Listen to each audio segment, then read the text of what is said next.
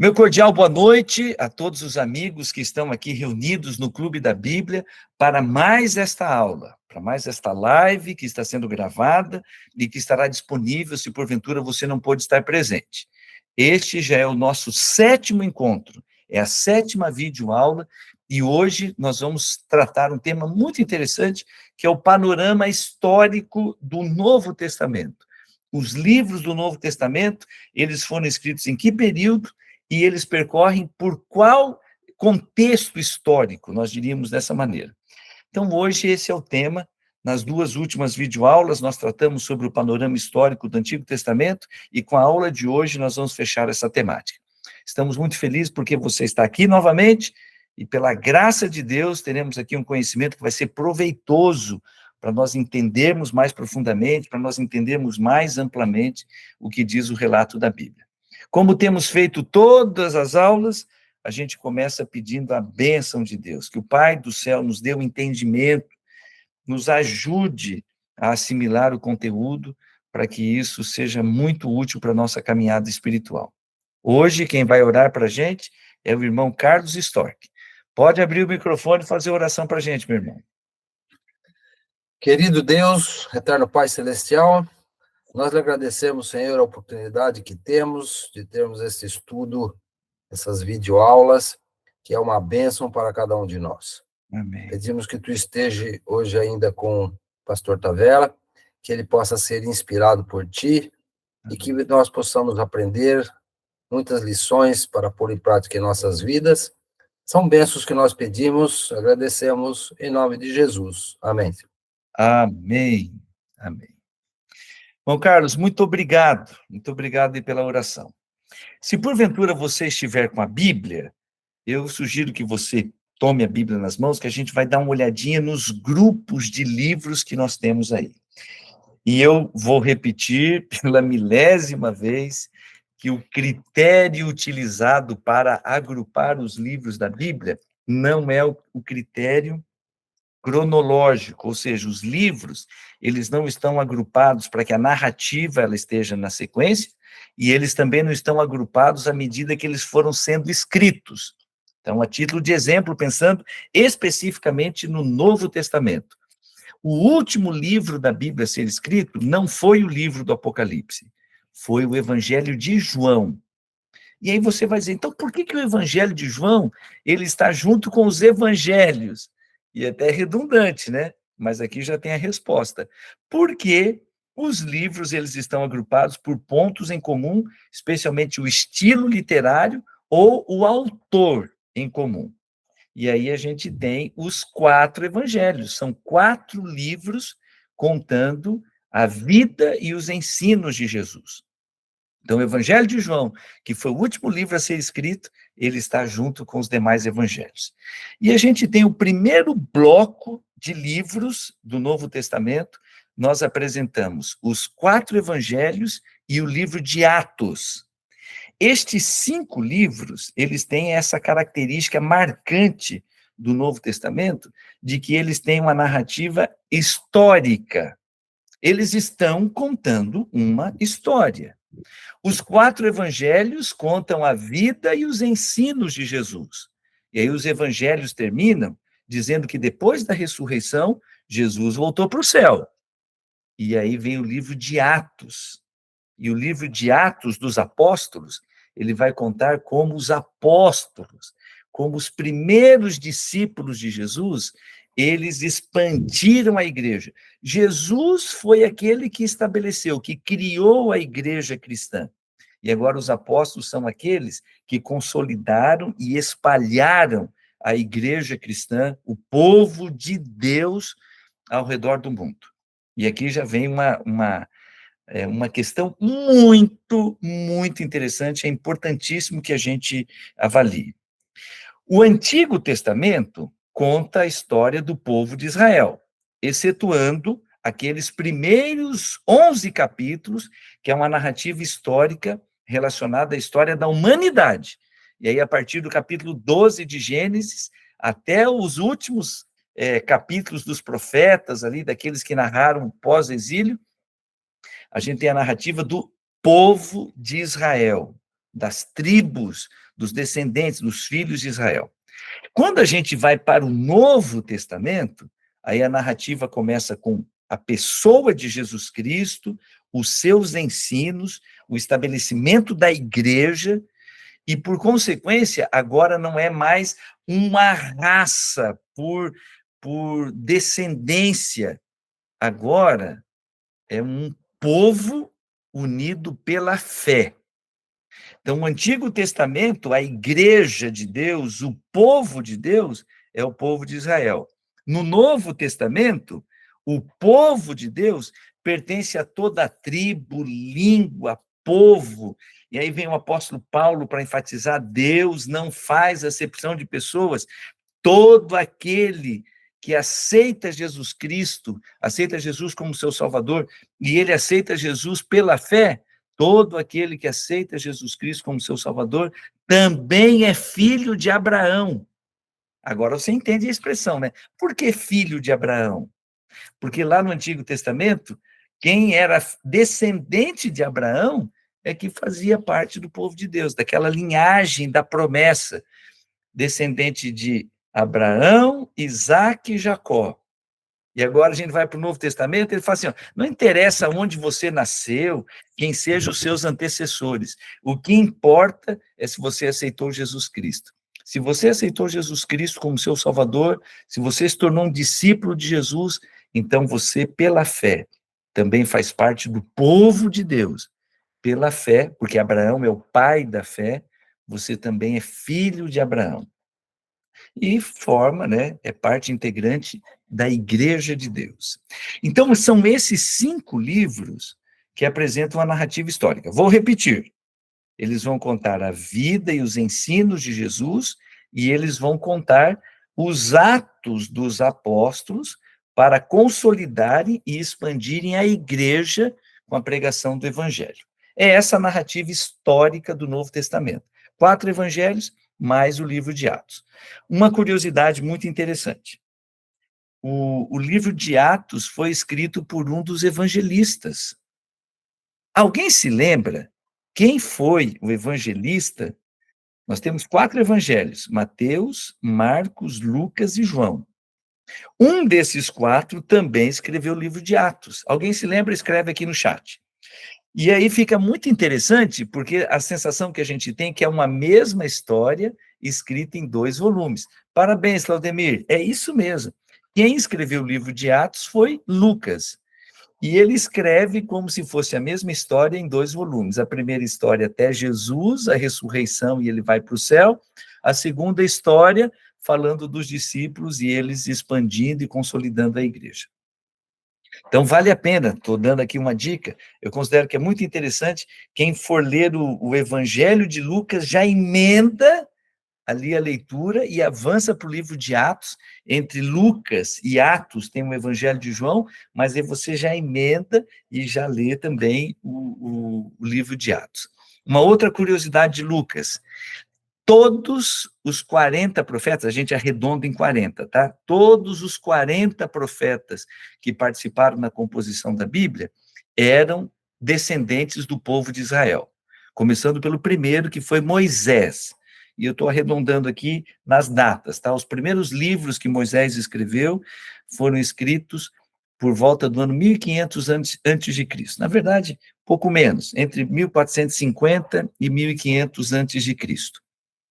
Quando Moisés escreveu o livro de Jó, o livro de Gênesis, Moisés já era descendente do povo de Israel. Até o último profeta a escrever livros da Bíblia, que foi o apóstolo João, todos eles eram participantes, eram do povo de Israel, com exceção de um profeta, chamado Lucas. Lucas, ele era um estrangeiro, a expressão que a Bíblia usa no Novo Testamento e no Antigo Testamento para se referir aos estrangeiros é a expressão gentil. Ou você era judeu, ou você era do povo de Israel, ou você era um gentil. Lucas era um gentil, ele aceitou a pregação do apóstolo Paulo, se converteu, fez parte da equipe de Paulo, e ele foi o autor desses livros, mesmo não sendo judeu. Ele é o único que não é judeu. Tá, pastor, em que momento da história Jesus Cristo veio e aconteceu as coisas que estão escritas ali nos evangelhos e no livro de Atos. Muito bem. Até o momento em que Jesus nasceu, na verdade, muitos séculos depois também, o principal calendário, não existe um único calendário para a humanidade, né? Nós aqui no Ocidente, nós utilizamos o que chamamos de calendário gregoriano, fazendo menção a um papa chamado Gregório. O calendário mais utilizado para nós aqui no Ocidente era o calendário que estabelecia a data da fundação de Roma. Então, eles iam contando o tempo dessa maneira. Nós estamos vivendo o ano tal depois da fundação de Roma. E este calendário foi o principal calendário durante muitos séculos, porque o Império Romano foi o império da Idade Antiga que governou a humanidade, governou o Ocidente, o mundo antigo, por mais tempo. Então, eles sempre iam utilizando. O ano tal, depois da fundação de Roma, aconteceu tal coisa. O ano tal, depois da fundação de Roma, aconteceu tal coisa. E um papa, ele chegou à seguinte conclusão. Gente, o cristianismo, a vinda de Jesus Cristo e o estabelecimento do cristianismo foi o evento mais importante da história da humanidade. Então, a gente tem que mudar, vamos parar com esse negócio de contar o tempo a partir da fundação de Roma. Nós vamos começar a contar o tempo a partir do nascimento de Jesus.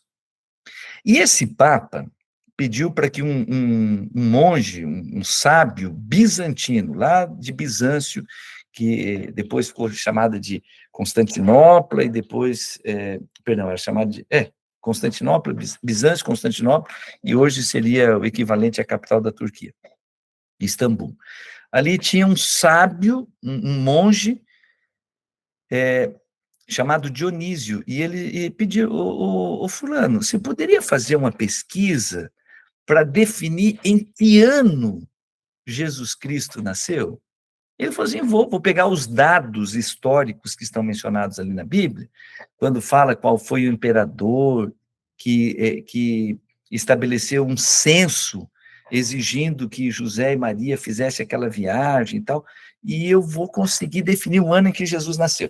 E ele fez uma pesquisa espetacular, imagina, naquela época com os recursos, isso na Idade Média, naquela época com os recursos que ele tinha, ele foi atrás, conseguiu ali as informações e ele cravou uma data. Esse aqui foi o ano em que Jesus nasceu. E aí o Papa Gregório falou, então nós vamos dividir a história dessa maneira. A história vai ser dividida entre antes de Cristo e depois de Cristo. E aí, antes que alguém pergunte, então Jesus nasceu no ano 0? Não, porque daí não faria sentido, né? Não existe ano 0. A gente tem o ano 1 da nossa era e o ano 1 antes da nossa era, antes de Cristo. E a história ficou dividida dessa maneira, antes de Cristo, depois de Cristo. Mas tem um detalhezinho aqui, gente, olha que coisa interessante. Ele fez uma pesquisa maravilhosa e ele estabeleceu a data, mas ele bateu na trave. Ele não acertou exatamente o ano que Jesus nasceu. Então, na verdade, Jesus nasceu no ano 3 antes de Cristo. Fica assim meio contraditório, né? Como assim Jesus nasceu antes de Cristo? Porque o Dionísio errou a data. Então, Jesus Cristo nasceu no ano 3 antes de Cristo e ele foi crucificado, a gente está arredondando aqui, com 33 anos e meio, no ano 31 depois de Cristo. Deu para entender? Nasceu ali no ano 3 antes de Cristo, foi crucificado e ressuscitou no ano 31 depois de Cristo. Então, quando você vê, a gente vai estudar os relatos, aí a gente encontra lá, o ano da morte e ressurreição de Jesus, 31. Quantos anos Jesus tinha? Quase 34. Mas ele morreu e ressuscitou aos 31 anos. Deu para pegar? Depois vocês vão lá e procuram lá, calendário gregoriano, né, fazendo menção ao Papa Gregório.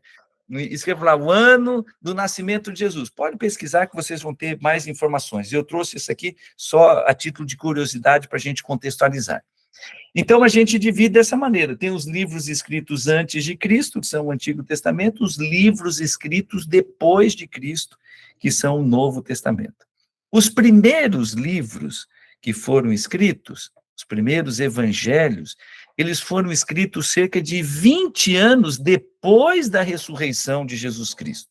Então, a gente arredonda, a gente não tem a data exata dos primeiros livros que foram escritos, mas a gente arredonda que foi por volta do ano 50 depois de Cristo. Então, a gente vai ter a narrativa contando o nascimento, a vida, a ressurreição de Jesus, os primeiros anos ali da igreja cristã, e o primeiro livro a ser escrito, que a gente acredita que foi o Evangelho de Marcos, a gente não consegue cravar com toda a convicção, mas existe um grande consenso apontando evidências históricas e contextuais e textuais, apontando para que o Evangelho de Marcos tenha sido o primeiro a ser escrito, depois o Evangelho de Mateus, depois o Evangelho de Lucas e, finalmente, o Evangelho de João. Então, eu disse a vocês, ainda que os livros não sejam agrupados por ordem cronológica, entende-se que foi nesta sequência: Marcos, Mateus, Lucas e João. Dos 4 evangelistas, 2 foram discípulos de Jesus, daqueles 12 discípulos que andaram com Jesus. Alguém se lembra quem foram os 2 que andaram com Jesus? E que depois foram lá e escreveram 2 evangelhos? Então, Tiago colocou aqui os 4 evangelhos, Mateus, a sequência, né? Obrigado. Marcos, Mateus, Lucas e João. Não estão agrupados na sequência cronológica. O primeiro livro do Novo Testamento é Mateus, depois vem Marcos, Lucas e João. E a pergunta que eu fiz aqui, alguém se lembra quais foram, desses 4 aqui, quais os 2 que fizeram parte daquele grupo especial dos 12 apóstolos, dos 12 discípulos?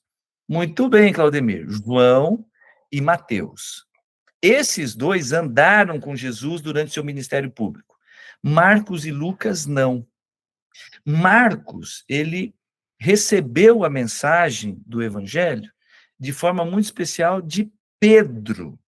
Então, a gente gostaria muito, né? Poxa vida, que bom se a gente tivesse o evangelho de Pedro, Pedro contando a vida e os ensinos de Jesus da perspectiva dele. Nós não temos o evangelho de Pedro, mas Marcos recebeu a história dele e foi lá e escreveu, ainda que não tivesse sido discípulo.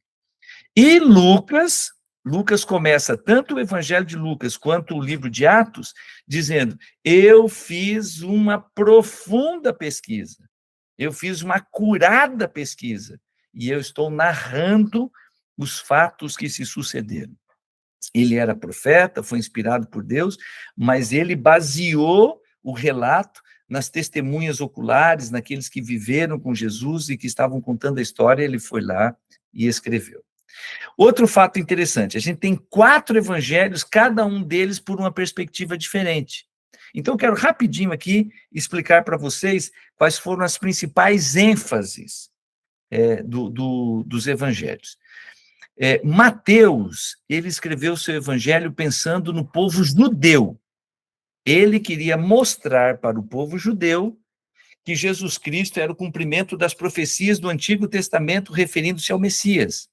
Então, é como se ele estivesse dizendo para os judeus: olha, vocês que conhecem o Antigo Testamento e que veem ali aquele monte de profecia apontando para a promessa da vinda do Messias, eu quero dizer para vocês que Jesus é o cumprimento dessas profecias. E eu vou dizer, o profeta falou, é o evangelho que mais tem citações dos profetas. E ele, inúmeras vezes, ele vai dizer, conforme disse o profeta Isaías, como está escrito no livro do profeta Jeremias, como está escrito no livro do profeta tal, como está escrito lá na lei, escrita por Moisés. Ele é o que mais menciona, porque aqueles que estavam lendo, eles conheciam o Antigo Testamento. Lucas, diferentemente, ele escreveu não pensando no povo judeu, ele escreveu pensando no povo gentil, nos estrangeiros. Ele era um estrangeiro, e ele recebeu o evangelho, e agora, numa linguagem que ele conhecia muito bem, ele apresenta Jesus como sendo o salvador do mundo. Ele não é apenas descendente de Abraão, que é o cumprimento da profecia, ele é descendente de Adão, e vindo lá de Adão, ele vai cumprir a promessa feita lá em Gênesis, capítulo 3, dizendo que o descendente da mulher esmagaria a cabeça da serpente. E a salvação é para a humanidade. Lucas apresenta um Jesus que é inclusivo, que é acolhedor, que é a mensagem especial que os estrangeiros precisavam receber.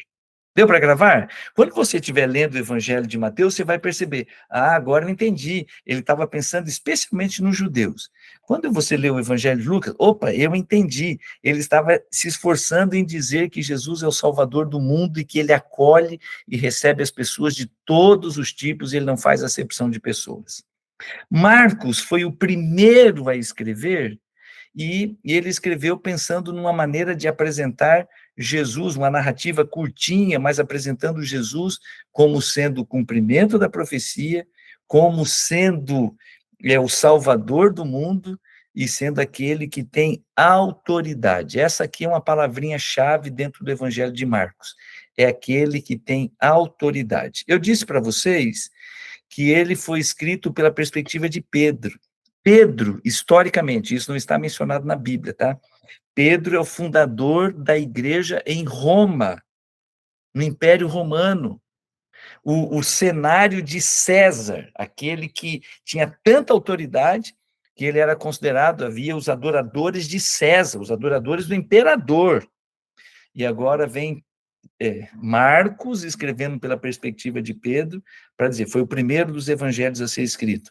Quem realmente tem autoridade sobre a natureza, tem autoridade sobre as doenças, tem autoridade sobre o mundo espiritual, ele tem autoridade para expulsar demônios.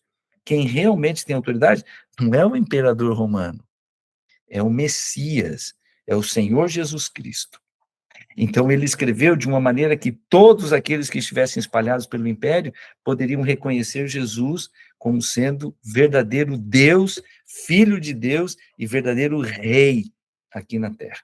E João, que foi o último a escrever, ele escreveu já na sua velhice, e a gente entende que esse evangelho foi escrito entre o ano 90 e o ano 100, o último livro a ser escrito. Então, a gente tem um período de aproximadamente 50 anos, a gente está arredondando, para que todos os livros do Novo Testamento tenham sido escritos. Os primeiros evangelhos foram escritos cerca de 20 anos depois da ressurreição de Jesus, lá pelo ano 50, e os últimos livros, eles foram escritos entre o ano 90 e o ano 100 depois de Cristo, ainda dentro do primeiro século. Quando João escreveu o Evangelho, ele escreveu pensando na igreja. A igreja que já era formada por judeus, por gentios, né, por estrangeiros, e ele escreveu apresentando Jesus por uma perspectiva que era para evitar uma série de heresias. A história é muito longa aqui, né, para eu explicar qual foi a construção da narrativa de João. Mas o importante é a gente entender isso. João apresenta Jesus sendo Deus em forma humana. E é isso que significava chamar Jesus de Filho de Deus. Mas o começo do Evangelho de João começa dizendo, referindo-se a Deus, referindo-se a Jesus, perdão, o verbo estava com Deus e o verbo era Deus, lá no princípio, lá na eternidade. O verbo estava com Deus e o verbo era Deus. Aí no verso 14 ele diz, e o verbo se fez carne, ou seja, ele encarnou. Isso é um milagre, é um mistério. Deus assumindo a forma humana. E o verbo se fez carne e habitou entre nós. E vimos a sua glória. Glória como do Filho unigênito do Pai. Esta é uma expressão para dizer, nós vimos o Filho de Deus, aquele que é como o Pai. Nós vimos aquele que é Deus como o Pai é Deus, mas nós vimos a sua glória encarnada. Deus, Deus eterno, Deus todo-poderoso, em forma humana, com a humanidade revestindo a divindade. E aí ele vai contar a história, apontando Jesus como sendo Deus, 100% Deus, 100% homem, mas acima de tudo sendo o Salvador. Essa é a mensagem dentro do Evangelho de João. E aí, repito, depois da morte e ressurreição de Jesus, vem a história da igreja e é o espalhamento do evangelho pelo mundo, de forma especial dentro do Império Romano. Duas coisas agora muito importantes para a gente destacar. A primeira, o livro de Atos tem um protagonista, tem um personagem principal. Por sinal, dizem que o livro de Atos deveria se chamar não Atos dos Apóstolos, deveria se chamar Atos do Espírito Santo. O protagonista do livro de Atos é o Espírito Santo. Desde o primeiro capítulo, quando Jesus disse para os discípulos, olha, eu estou indo embora. Jesus, depois da ressurreição, ainda ficou 40 dias aparecendo aos discípulos, conversando com eles, e ele dizia para eles, ó, eu vou embora, mas vocês devem permanecer em Jerusalém até que vocês recebam o cumprimento da promessa. E a promessa que ele tinha feito, e que os evangelhos mencionam, de forma especial, o apóstolo João menciona no capítulo 14 e 16, 14, 15 e 16, o cumprimento especial, a grande promessa era o batismo do Espírito Santo, um derramamento, uma capacitação especial do Espírito Santo. Então, desde o capítulo 1, quando Jesus se despede dos discípulos, ele diz, permaneçam em Jerusalém, até que do alto vocês sejam revestidos de poder, e vocês serão minhas testemunhas até os confins da terra. Fiquem em Jerusalém para vocês receberem o batismo do Espírito Santo. Isso está no capítulo 1. No capítulo 2, a gente vê o cumprimento da promessa, diz que 10 dias depois que Jesus foi para o céu, 10 dias depois, numa festa chamada Pentecostes, a palavra Pentecostes significa 50. 50 dias depois da Páscoa. Jesus morreu na Páscoa, ressuscitou, ficou com os discípulos 40 dias, e 10 dias depois que ele foi embora, os discípulos estavam ali reunidos em oração, eles receberam o batismo do Espírito Santo. E dali para frente, meus irmãos, é relatado as obras, os atos do Espírito Santo para enaltecer a Jesus Cristo como Salvador e para que o Evangelho tomasse conta do mundo. Atos do Espírito Santo. O protagonista é o Espírito Santo. Mas na esfera humana, e eu gostaria de usar um versinho que está lá em Atos, capítulo 19, olha que coisa interessante. Atos 19, verso 15, diz que Deus realizava maravilhas por intermédio das mãos de Paulo. Pelas mãos de Paulo, Deus realizava maravilhas. E quando a gente lê o livro de Atos, a gente percebe Deus, o Espírito Santo, através dos apóstolos, por intermédio dos apóstolos, ele realizava maravilhas, ele realizava grandes milagres, espalhando o evangelho. E agora, na esfera humana, nós temos o grande personagem do livro de Atos e é o grande personagem do Novo Testamento. Depois de Jesus Cristo, na esfera humana, o grande personagem do Novo Testamento é o apóstolo Paulo. Paulo não foi discípulo de Jesus durante o seu ministério público. Por sinal, Paulo foi inimigo de Jesus e perseguidor da igreja. E um dia ele teve um encontro com Jesus, isso está relatado lá no livro de Atos. Ele teve um encontro com Jesus e Jesus dizendo para ele, Saulo, por que você está me perseguindo? Mas quem é o Senhor? Eu sou Jesus a quem você persegue. Quando você persegue a igreja, você está perseguindo a mim. Mas, Saulo, você foi escolhido para levar o evangelho para os estrangeiros. Você vai falar de mim, você vai pregar a salvação em Jesus Cristo para os estrangeiros. E a partir dali, a gente tem a narrativa, aí são vários episódios, o tempo aqui não permite, mas aí você tem a narrativa da vida do apóstolo Paulo, pregando o evangelho, sendo usado, capacitado pelo Espírito Santo e realizando uma obra gigantesca. O grande apóstolo do Novo Testamento é o apóstolo Paulo. Não que os outros não tenham sido importantes, Pedro foi importantíssimo, João foi importantíssimo, João foi o único que morreu de morte natural, todos os demais foram martirizados. Então, olha a importância do apóstolo João, ele ficou vivo durante o primeiro século, desde ali do ministério público de Jesus até por volta do ano 100, e ele era uma referência do conhecimento de Jesus e da doutrina, foi importantíssimo. Mas o grande personagem no cenário do Novo Testamento é o apóstolo Paulo.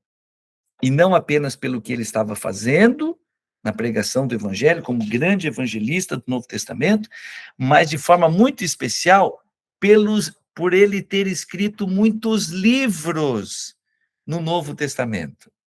E ele é autor, nós que reconhecemos que ele é o autor da carta aos Hebreus, dos 27 livros do Novo Testamento, 14 foram escritos por Paulo. É muita coisa.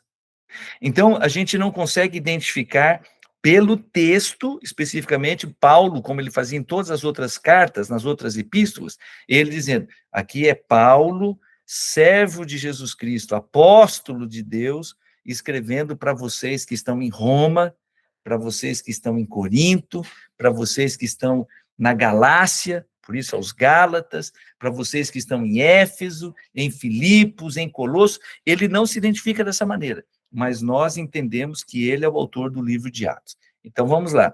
Dos 27 livros do Novo Testamento, 14 foram escritos pelo apóstolo Paulo, as cartas do apóstolo Paulo. Então, ele é o protagonista, na esfera humana, repito, ele é o protagonista do Novo Testamento, não apenas por ter sido um grande evangelista, mas é porque ele é o principal autor dos livros do Novo Testamento.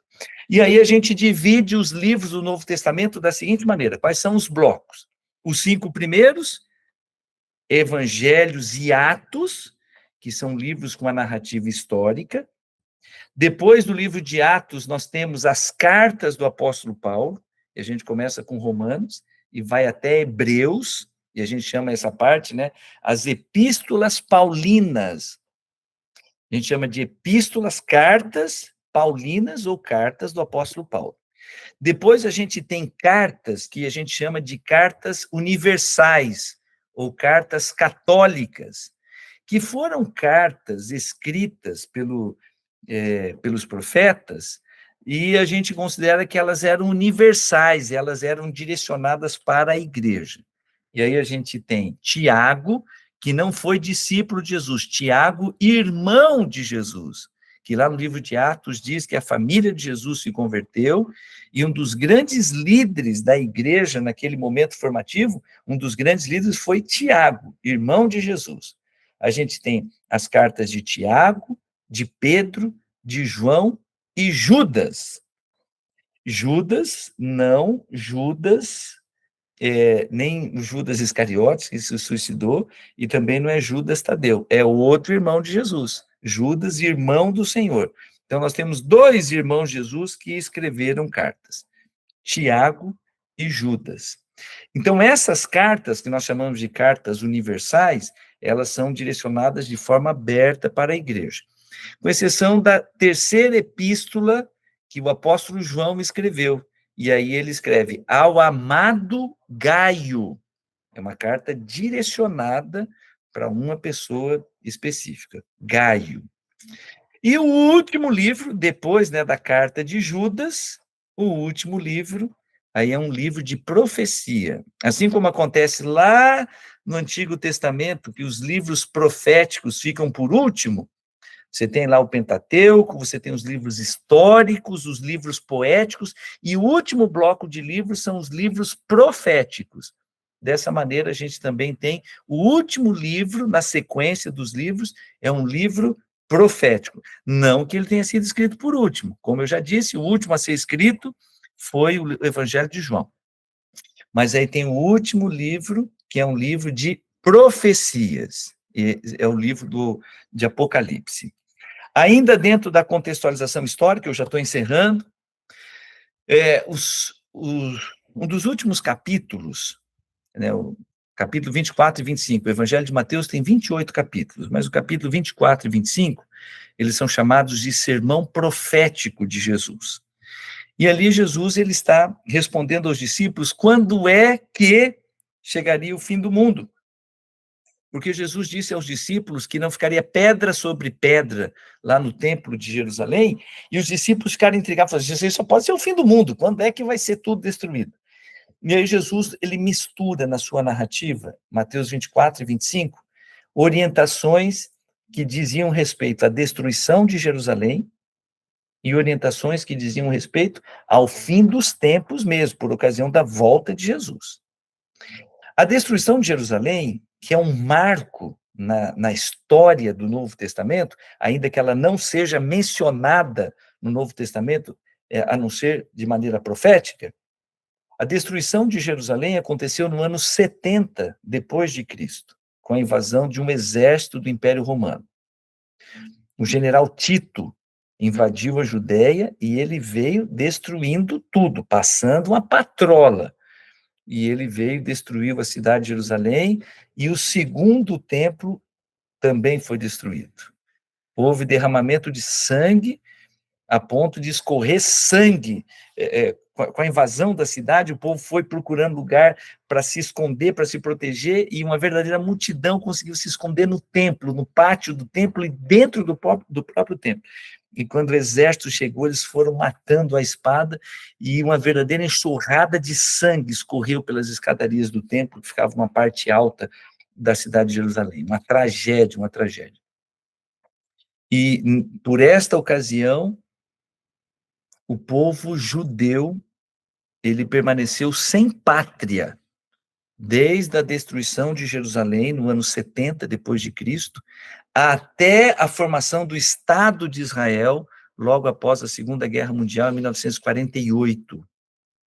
Isso aqui é uma coisa impressionante, como que uma nação consegue permanecer como nação mesmo sem pátria.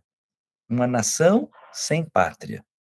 Porque com a destruição de Jerusalém e o espalhamento, e o exército romano fez questão de chegar patrolando e espalhando todo mundo. Aqueles que resistiam eram mortos e os demais fugiam. E os cristãos, seguindo o sermão profético de Jesus, eles conseguiram fugir e preservar a vida deles. Porque houve um primeiro cerco do exército romano, eles se afastaram, os cristãos fugiram, e depois um segundo cerco que veio para a destruição. Eu repito, isso aqui é uma coisa muito impressionante. Imagina um povo que permanece como nação, mesmo sem pátria. E essa é uma característica do povo de Israel na trajetória do Antigo Testamento. Eles eram peregrinos. E Deus, ele usa isso como uma figura para dizer que nós que estamos aqui nesse mundo, nós também somos peregrinos. Eu estou encerrando, gente, não consegui terminar antes das 9, estou encerrando agora às 9. A palavra, a ênfase de Jesus no seu discurso, ele dizia, gente, eu sou rei. Quando você lê a conversa de Jesus com Pilatos, no capítulo 18 do Evangelho de João, Pilatos pergunta assim, olha, você está sendo condenado à morte, quer dizer, você está sendo conduzido à pena de morte aqui pelo povo judeu, porque eles dizem que você se considera rei, que você é rei dos judeus. Esse foi o argumento dos judeus para convencerem Pilatos de que deveria condenar Jesus à morte, porque o Messias, ele era profetizado como um rei. E aí Pilatos perguntou para ele, você é rei? E Jesus disse, você que está dizendo, para isto eu nasci e para isto eu vim ao mundo. Aí ele faz a observação, mas o meu reino não é deste mundo.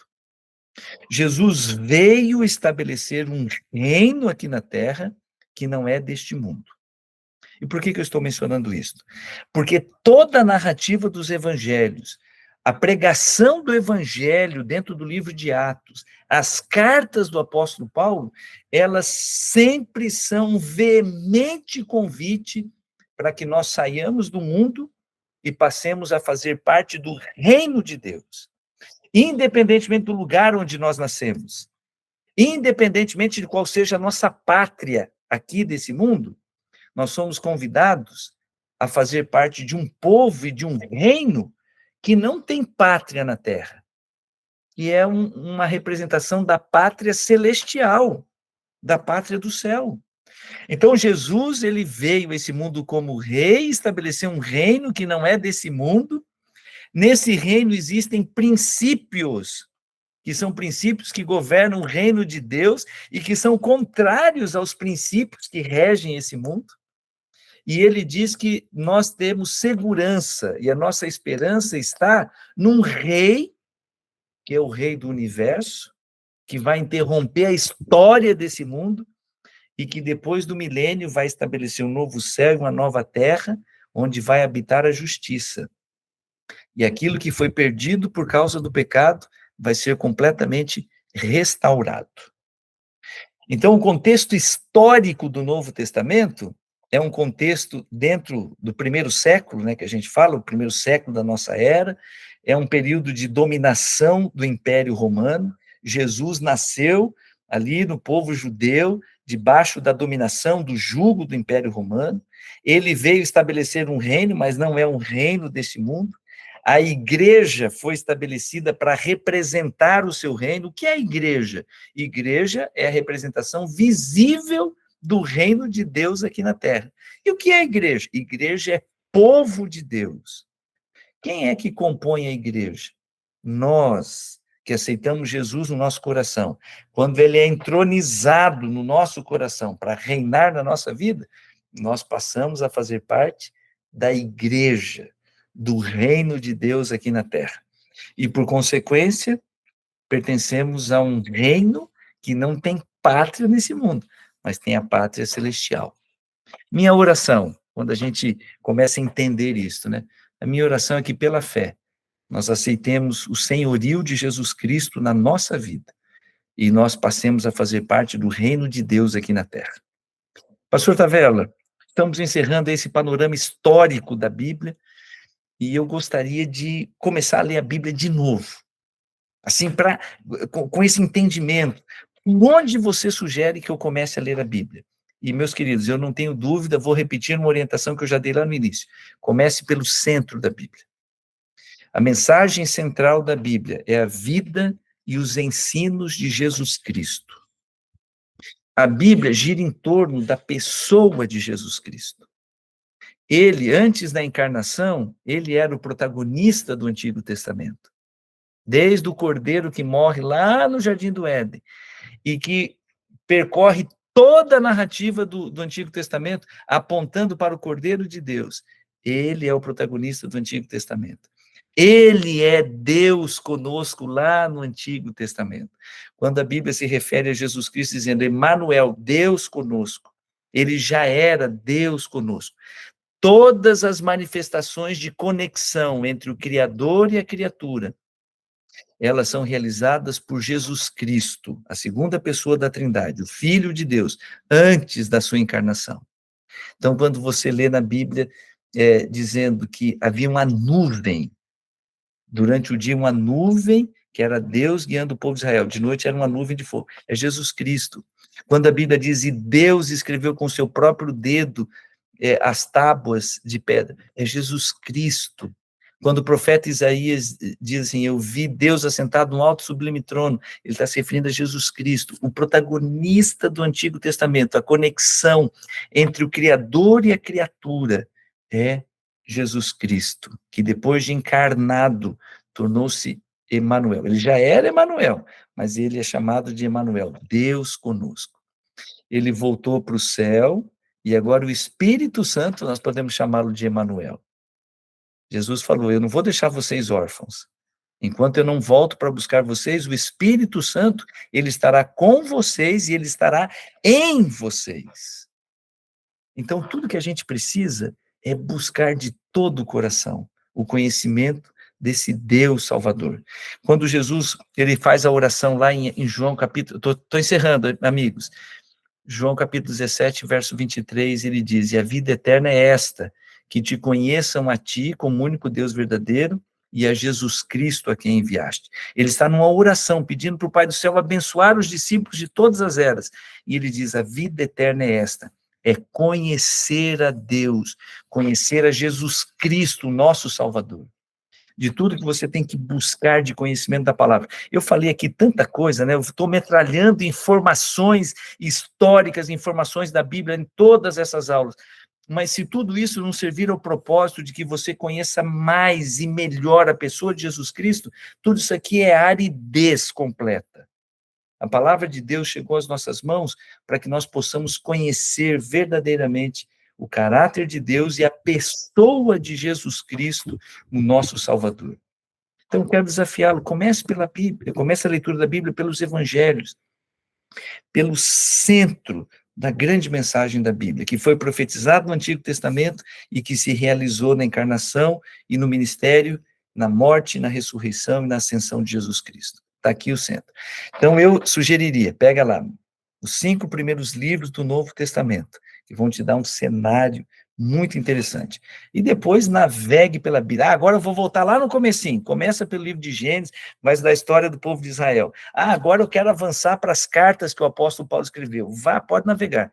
Mas lembre-se, o centro da Bíblia é a pessoa de Jesus Cristo, o nosso Salvador. Que Deus nos abençoe, que pela obra do Espírito Santo a gente tenha mais entendimento e a gente possa experimentar esse sonho de Jesus Cristo, que nós o conheçamos profundamente. Posso fazer uma oração? Tiago, algum recado? Senão, já vou fazer a oração aqui para a gente encerrar. Vamos orar, então. Pai do céu, nosso Deus, louvado seja o teu nome, pelo conhecimento da tua palavra, pela descrição, pela narrativa da vida de Jesus Cristo, pela pregação do evangelho que chegou até nós. Muito obrigado, Pai querido, por tudo isso, que nos enche o coração de fé e de esperança para aguardarmos o retorno de Jesus como nosso Salvador. Abençoa para que esse entendimento possa aprofundar o nosso amor por Ele. Isso transborda o nosso coração para abençoar outras pessoas que estão ao nosso redor. Por favor, Pai querido, nos dá uma boa semana na tua companhia, na proteção dos teus anjos, e que estejamos de volta aqui na próxima semana. É a nossa oração em nome de Jesus. Amém. Gente, uma boa noite, fiquem com Deus e até a próxima semana. Se tem alguém que você conhece que perdeu a aula de hoje, vai lá e fala, ó, pega lá no link e acompanha todas as aulas. Fechamos a 7ª aula, olha que data interessante. E a gente está avançando já para a reta final. Até mais, fiquem com Deus, até semana que vem.